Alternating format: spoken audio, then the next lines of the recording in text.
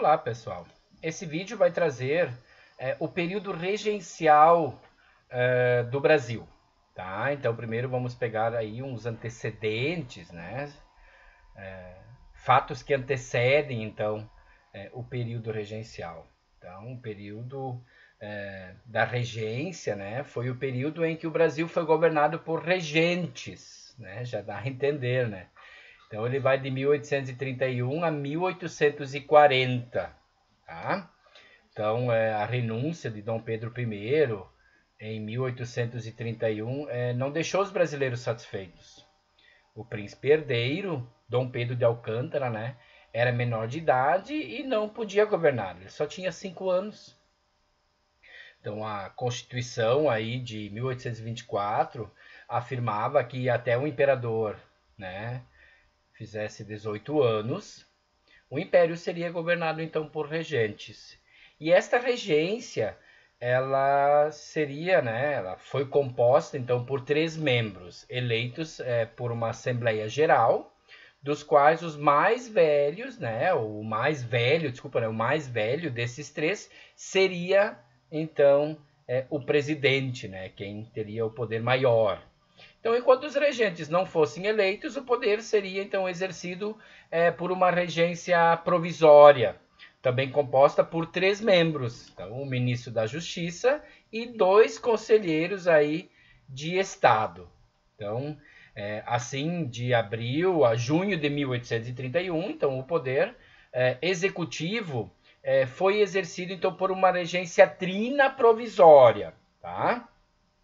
E de junho de 1831 a outubro de 1835, por uma regência trina permanente, então escolhida por uma Assembleia Geral. Em 1831, vale lembrar, né, que os regentes criaram aí a Guarda Nacional, com o objetivo de assegurar a estabilidade política do país, né, devido ao descontentamento da abdicação de Dom Pedro I e de deixar seu filho apenas de 5 anos para governar o país, então entrou num período de regência, a população não ficou muito satisfeita, então, né, em 1831 aí os regentes criam então a Guarda Nacional para manter uma estabilidade, né?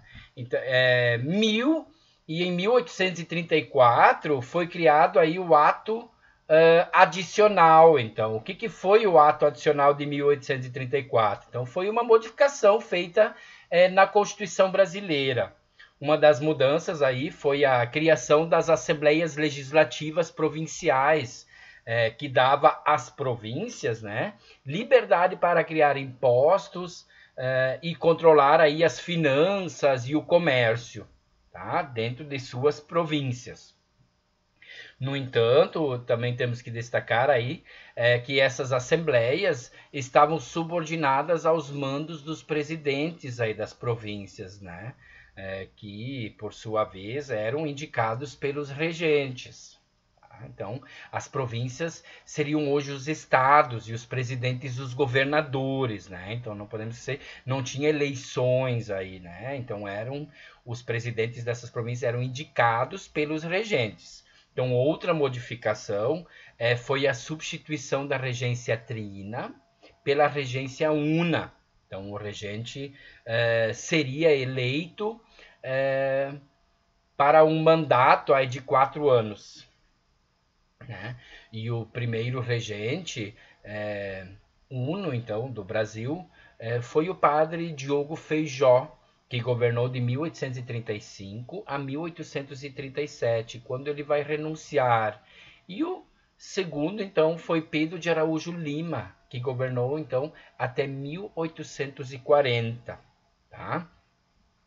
Vale também destacar aí nesse período regencial, né, que 3 grupos políticos vão entrar em choque aí, procurando impor suas ideias e controlar o governo. Então, vamos ver os 3 aí. Tinha o grupo dos restauradores, né? Ou os caramurus, chamados assim. Era composto, então, por comerciantes e militares portugueses. Queriam a volta de Dom Pedro I ao governo. e ele vai deixar de existir aí após a sua morte, né, do Dom Pedro I em 1834. Então, esses eram os restauradores, já diz, né, restaurar a forma como era antes do período regencial, né?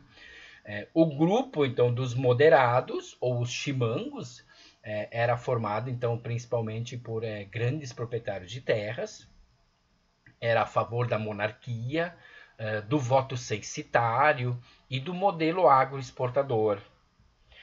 E o grupo dos exaltados, né? Ou jurujubas, né? Acho que jurujubas, defendiam então reformas sociais e políticas, voto para todos, instalação de indústrias e o fim do poder moderador aí da Constituição, né, de 1824, né, que foi imposta aí por Dom Pedro e por seus aliados, né.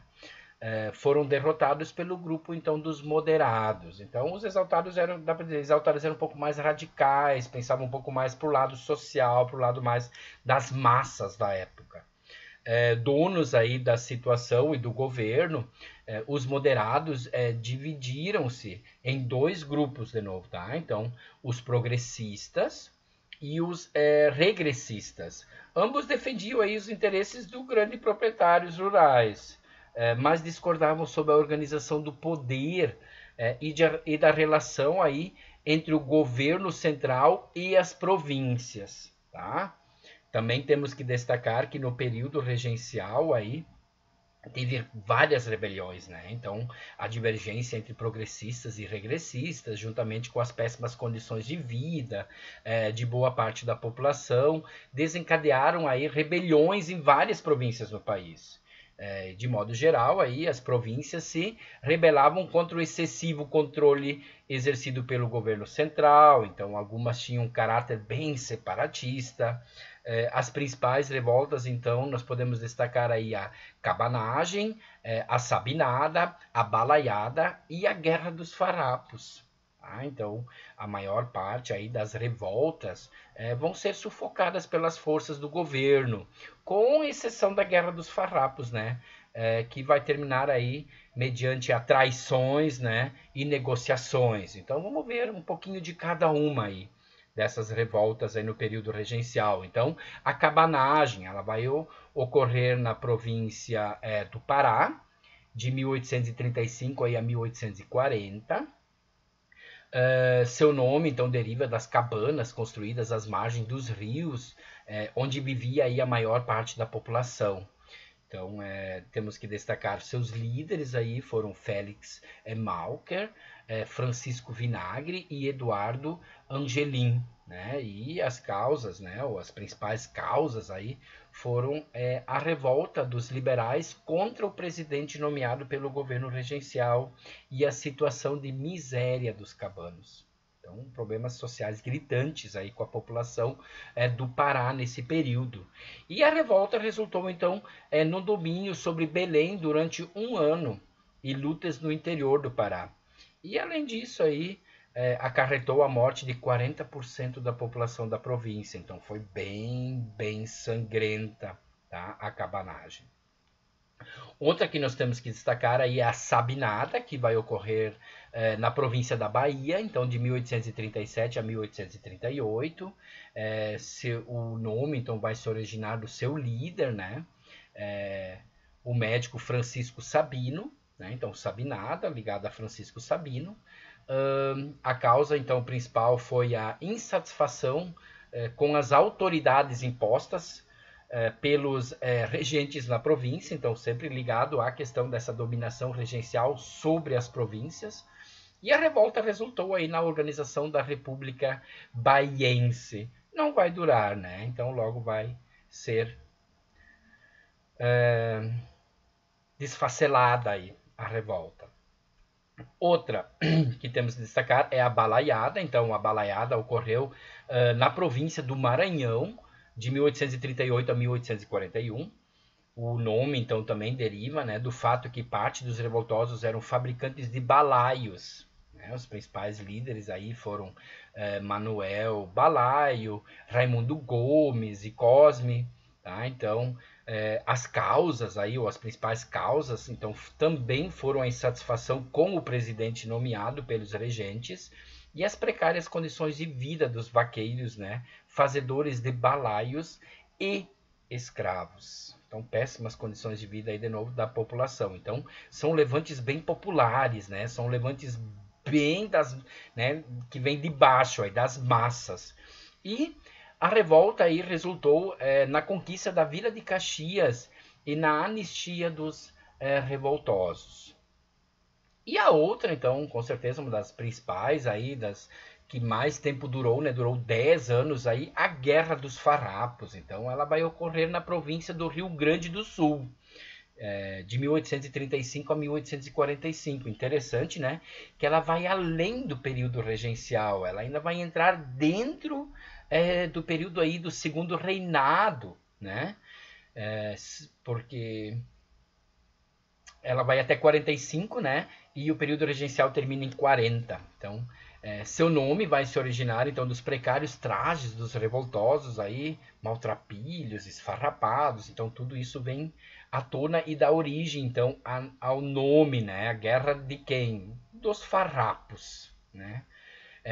Principais líderes aí, então, Bento Gonçalves e Giuseppe Garibaldi, né? Que vem para lutar em troca, então, de um certo valor. Então, as causas principais foram os altos impostos sobre produtos gaúchos, né, e exigência por mudanças políticas. E a revolta resultou aí na criação da República Rio-Grandense, no Rio Grande do Sul, e na República Juliana, em Santa Catarina. Os revoltosos aí foram anistiados, né? Isso é um breve resumo, né? Mas a Guerra dos Farrapos é muito mais do que esse pequeno resuminho aí. Apenas trouxe nas principais características, aí, principais ideias, né? Ou nas ideias centrais, certo? Porque tem toda a questão dos lanceiros negros, né? Toda a questão da traição, tem toda essa questão da negociação, tem toda a questão, o porquê, né? Da Guerra dos Farrapos ter começado, dos grandes estancieiros não serem a favor da importação e do charque que vem de fora do Brasil e que faz concorrência com a sua produção, e o charque gaúcho se torna muito mais caro e eles perdem com isso. Então tem todo um contexto histórico aí um pouco a mais para se estudar. Recomendo. E aí depois, dentro desse contexto todo, nós vamos ter aí o golpe da maioridade, então, no período regencial, né? Diante do grande número aí de revoltas das províncias, né? Alguns grupos políticos consideravam que apenas Pedro de Alcântara poderia contê-las, aquela figura, né? Do imperador, né? Central, assim, da família real representante. No entanto, ele tinha apenas 14 anos, né? E a Constituição, como vimos no início, aí ela só permitia ao rei governar com 18 anos. Então, para resolver esse problema, então foi feita uma alteração aí na Constituição, declarando então a maioridade de Pedro de Alcântara, só de Pedro de Alcântara, né? Com 14 anos, se tornou maior de idade, então, e que vai receber o título de Dom Pedro II. E essa alteração na Constituição é denominado, então, golpe da maioridade. E aí inicia-se o segundo reinado em 1840. E isso já é assunto para um próximo vídeo. Forte abraço.